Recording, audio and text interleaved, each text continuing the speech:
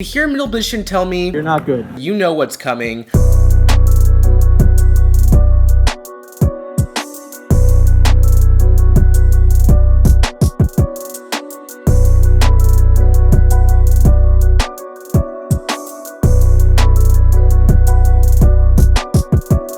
All right, what you're about to see is some 5-5 at Hollywood Park. Our first time there. There's a lot of action to be had. My table, plenty of drunk players. Late in the night, all the pots get big. Very exciting episode. It's going to be great. Just a quick few announcements. We will be in Vegas from October 8th to October 12th. So if you're trying to play some poker with us, come check it out. We'll be there with all our boys. Also, for Halloween, we will be in LA again. We're going back to LA, so if you're in the area, we'll be playing some poker around that time too, so come check it out. Yes, and without further ado, let's go to Los Angeles, part 1, right now.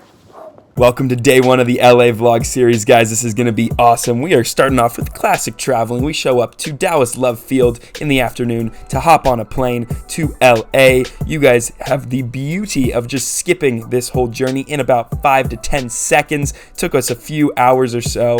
The beauty of YouTube. If you guys are enjoying this content, please subscribe. I checked the stats the other day. 90% of you watching right now are actually not subscribed, which is totally fine. If we haven't earned that subscription yet, I get it. We will keep working towards it. But if you are a fan of the content, drop a subscription, drop a like. It really does mean the world to us. Miley Cyrus said it herself. We hopped off the plane at LAX with a dream and my cardigan. That dream is to make some money. We hop in an Uber to our hotel room. Next Gen. We arrive at the Royal Palace Hotel in Westwood, California, found by me going on hotels.com and sorting by lowest price. Balling on a budget, guys, you know it. We check in and it's honestly not that bad. We just got to the room. First impressions, gentlemen? I like it. Yeah. It's kind of similar to the Cosmopolitan, actually. You know, for it being the cheapest hotel in Westwood, I think it'll do. First things first, get some food and then go to the bike. Off to grab a bite to eat before some cards. We meet up with my Aunt Marissa. Shout out to you. She covers our sushi dinner. Best aunt in the world, and gets us all fueled up, ready to go make some money. Here is our first hand. We're playing 5-5 at the beautiful Hollywood Park Casino. The chips look so nice, and we got ace jack offsuit in middle position. We see under the gun open to $15. I make the call, the button calls, and the big blind calls as well, going 4 ways to a flop of ace queen 6 rainbow. We hit our top pair. We see a check from the big blind. The aggressor checks, and I think it's time to bet. I make it $25. We see the button fold, the big blind fold, and the under the gun initial aggressor check raises us to $75. Very interesting line for him to take multi-way, going for the check raise. I don't think we can fold just yet. We've got top pair and a decently good kicker. I make the call, but red flags are in the air. And the turn is not a good one. It is a offsuit 10. So our prime value target of ace 10 now passes us. King Jack for the gut shot straight draw passes us. And he keeps betting. He bets $140 this time. I don't really know what we can be ahead of at this point. There's no flush draws on the board. The straight draw got there. So I let this one go. For my first hand of the night, we look down at the ladies, pocket queens, under the gun. I make it $15 to go. The person in middle position re-raises me to $30. Folds back to me. This is really small raise. I could just call, but I decide to raise because I'm out of position, so I 4-bet to $90 with the third best hand in poker, and he snap goes all in for $300 total. This is not going to be a bluff. I'm not liking how quickly he went all in. He didn't even have to think about his decision. Although I'm not liking it, I make the call, and then you can hear middle position tell me, You're not good. the aces? Yeah. If you've ever played poker, you know what's coming. The flop comes king high, the turn is a 10, and the river is a queen. We get there a set. Guys, never talk before the 5 cards run out because you never know what's gonna happen. Suck out city, baby. I love LA. Ladies and gentlemen, they call him Frank the Bank for a reason. Hell of a river kid. Way to take that one down. Let's see if we can take one down of our own. We got ace 3 of spades in the big blind. We see under the gun, Craig open it up to $15. Craig is the man behind World College Poker. You know we love that company. We love working with them, playing in their tournaments. And now it's time to take some of Craig's money. Let's do it. We see middle position call, and we make the call as well, going 3 ways out of position to a flop that's pretty damn beautiful in ace 10-6 with 2 spades. Yes, sirski. I check. Craig c-bets for $40. Middle position folds. Honestly, could totally get behind a check raise here and put some of his weaker aces to the test with, if he calls on the flop, let's barrel on the turn and maybe get him off of a better hand. I do elect on just a call, which I think is fine as well. And we're off to a turn heads up, which is the 8 of clubs, no help to us. I check, and Craig bets $50. Don't think we can go anywhere, obviously. We've got top pair, we've got the nut flush draw. Let's hit our river. I make the call, and the river obliges. It's the jack of spades. We river the stone cold cojones. We don't want Craig to check back on this river if he's scared of it, which he might be. I mean, we've got the nuts, and he can't have the nuts. So there's about $140 left in play effective. All of that's going to go in the middle. I rip it all in, and he folds ace-queen offsuit face up in my face. Hell of a fold, Craig. Wish I could have got a little bit more from you, but game respects game. Good play, man. It's our turn with aces. I'm in the small blind in this hand. We see a low jack limp to $5. I make it $20 to go. I'm out of position, and just the low jack and the big blind player make the call. So we're going 3 ways to a flop, which comes king, 3, 2, 2 spades. I bet $30 trying to get value from a king and a flush draw, and just the low jack player makes the call. Going out for the turn, heads up, which is the 6 of diamonds. I bet $65 here, and now the low jack player decides to raise it up to $200. What can he be doing this with, guys? Single pair holding like king queen. They shouldn't be raising here because I have all the better kings like ace king, pocket kings, king queen suited, and the small blind raising it up to 20. So I really, looking back, hate the situation. In the moment, I think he might have a flush draw, and I want to just get the money in right now while I'm out of position and probably am ahead. I rip it all in for $350 total, not much more, and he makes the call. Going off to a river, which is the king of clubs, a pretty bad river if he has a king. He flips over the deuces, and he's got a set. That's a full house now. We lose this one. After cracking aces in the first hand, our aces get cracked. Oh well, this player's drunk. Plenty of action to be had later on in this game. You hate to see it, Frankie. I'm sorry, man. Hopefully I can get some vengeance for you. We pick up ace 10 offsuit in the cutoff. There is an under the gun straddle. I make it $35, and only the straddler calls. We're off to a flop heads up in position, which is king jack 4, 1 club, 2 hearts. He checks. We got ace high, but we do have a gut shot and an overcard.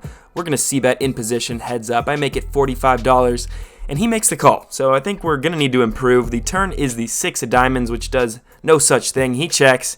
I'm in shutdown mode. I check it back until the river is the ace of clubs. He checks, and we went from shutdown to value mode. I put out a bet of $50. He looks displeased, but he cannot fold. He makes the call. We show we're good. He says we quote-unquote 3-outed him, and honestly, I believe you, man. On to the next one. Next hand, we got queen 10 of hearts in the big blind. Folds around to the button, who opens it up to $30 here. This is my first time playing 5-5, so definitely getting acclimated to these larger raise sizes. The small blind calls, and I defend my big blind. We're off to a flop. It comes 2, 6, 10, 2 spades and a club. We got top pair. It checks to the button, who bets $40.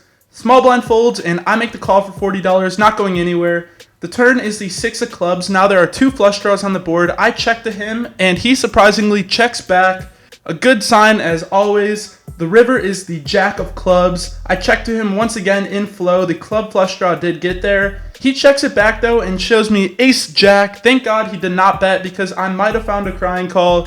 Who knows? And we're off to the next one. For this one, we are in the cutoff with a very pretty 9-8 suited. There's an under the gun, middle position, hijack, limp. So 3 limps facing to me. I could bump it up, but these guys are not folding, so I just limp. The button goes ahead and calls $5 too, and the blinds check it down. So we're going 8 ways to a flop with $40 in the middle, which comes 4, 7, 9 rainbow. When it checks to me, I bet $25, and the big blind makes the call. Everyone else folds, going heads up to a turn, which is the 7 of spades. Big blind checks, and now, because my kicker is not very good, I decide to check back my mediocre pair, and we're going off to a river, which is the 8 of diamonds. We pick up 2 pair. Big blind now leads for $25. I think there's still value to be had. I do decide to go for a little extra value, and I raise it up to $80. The big blind player, who's on his way to being absolutely plaster at the table, makes the call, and we flip over 8-9, and we are good, scooping home a pretty big one. We are playing 5-5-10 now, $10 straddle here, +1 limps. I look down an ace-king offsuit in the hijack position, decide to open this one up to $50. Folds all the way around to the original limper, who makes a call. Off to flop heads up in position, the way I like it. It comes 8-4-5 with 2 diamonds and a club. I have the king of diamonds in my hand, but when he checks to me, I'm just going to check back here. This board is way better for him than it is for me. The turn brings the 8 of spades. It pairs the top card. He checks me again, and I think I may be able to go for a little bit of value here with my ace king high. I want to deny equity from random holdings that he could have, like jack queen or something along those lines. So I bet $35. And to my surprise, he makes the call. The river is the 7 of hearts. It brings a 4-liner out there. I'm not loving it. He checks me, and I'm happy to just check it back here. My ace king might be good here. I flip it over, and he shows ace queen offsuit. Just barely have him out kicked. We scoop in a nice little pot our way. Keep chipping up. We are much later in the night. A couple people are on their 3rd and 4th buy-ins, and we're playing 5-5-10 almost every hand. Let's go. This is the action I know you guys love. We see our most active player at the table, Under the Gun, limp for $10. Now the button limps to $10 before we look down at ace king of hearts in the small blind. I go $50, which I think I could even go bigger here. The straddler is probably the best guy at the table folds. Under the Gun makes the call, so it looks like we're going heads up against the action player, but no, the button goes all in, and he has me covered. $1,000 all in, so what is he repping here? I don't know what he's repping. It looks like he's trying to isolate the player who's the most drunk. I don't think he's going to be limping pocket queens. Maybe he's trapping with pocket aces and pocket kings. However, I just don't think I could be folding ace king suited here. With the table dynamic at where it's at, I go all in too.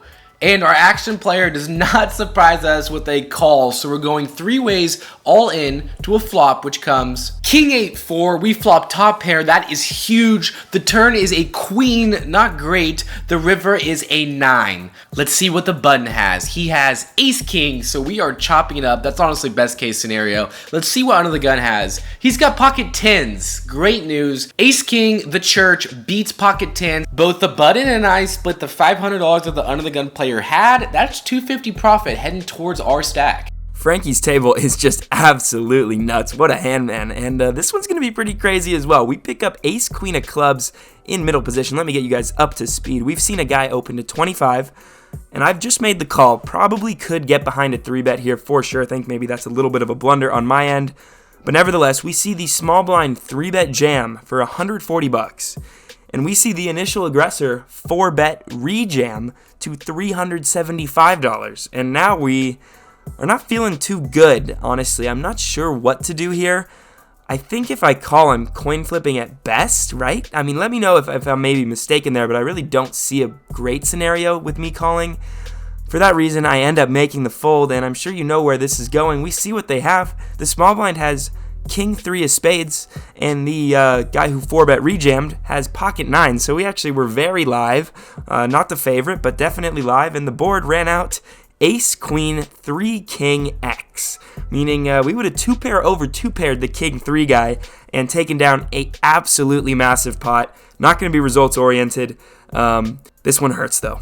This final hand to note is super interesting. We got queen jack offsuit Under the Gun. I opened it to $15. I know you might think it's a little loose, but we are playing 6-handed here at 5-5, so got to open up our ranges a little bit. We do get 3 callers, and we're off to a flop. It comes 3, 4, 7, 2 clubs. Definitely not going to be bluffing into 3 other people on such a low and connected board. I check. Checks all the way through. We get a free turn card, which is the 9. I check again, and it checks all the way through. We're getting a free river card, and it is a nice one, an offsuit jack. I want to bet small here and hopefully get some value from weaker hands. I bet $35. Folds around to the cutoff, who raises me here to $105. Really odd spot. It folds back to me. I have a decision to make. 10-8 and some random 2 pairs are about the only combinations he can have. Because it's such a slim number of combinations, I don't exactly know what he's doing here. I think this guy is definitely capable of putting me in tough spots. I make the call, and he tells me it was a good call. Interesting spot to pick a bluff here, but we sniff it out and scoop in some chips our way.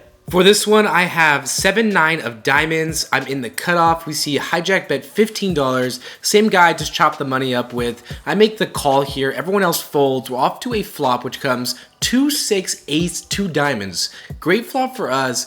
I'm surprised, but he checks it to us on this ace high board. I decide to rep an ace. I make it $20 to go, and he makes the call. Going off to a turn card, which is the king of clubs. Good for his range. When he checks to me, I decide to fire one more time. I'm trying to get him to fold pocket 10s, jacks, 8s, 7s. So I make a bet to $55, and once again, he makes the call. Going off to the river. Are we gonna have to 3-barrel bluff this hand? Nope, it's the 4 of diamonds. We hit our flush, although it's pretty small, and now he leads into us for $150. Trying to rep those diamonds, except I have them myself. I consider raising here, but I don't want to raise because I'm not going to get called by worse. Only better flushes are going to call me. For that reason, I just make the call pretty quickly, and he says, you're good. Building quite a stack here at this table. We're playing 5-5-10. I look down at ace-queen offsuit on the button. I make it $30 to go. Small blind calls, under the gun calls, going to a flop, which comes 8-queen 4 2 hearts.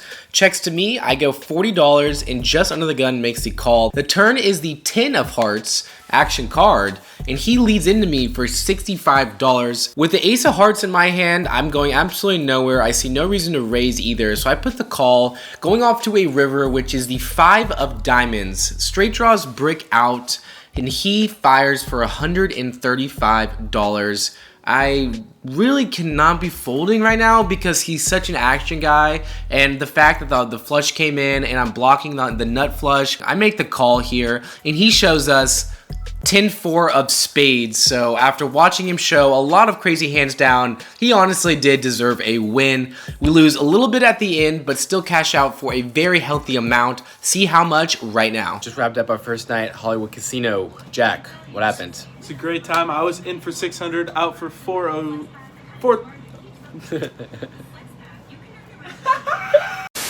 It's a great time. I was in for 6, out for 420. Unfortunately, a little bit of a loss. That's alright. I was into the game for 700, playing 5-5, second time ever, out for 1145. Felt good to be going Rosie? up in stakes. What's up? I'm tired. Rosie? Into the game for 600, out for 700, $100 win. Money. Let's get some rest on to day 2. Felt good to be going up in stakes. Felt good. Alright, day 2, let's go.